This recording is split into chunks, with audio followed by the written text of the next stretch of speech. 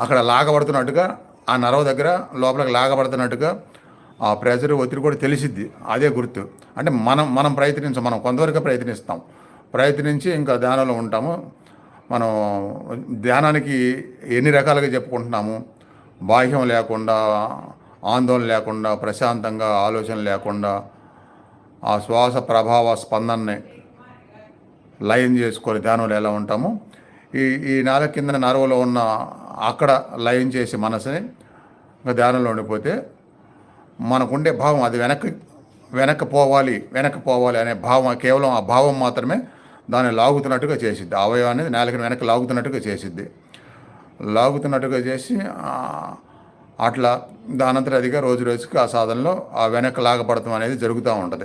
ఆ వెనక్కి లోపలికి వెళ్ళేది ఎక్కువ పెరుగుతూ ఉంటుంది అనమాట. పెరిగి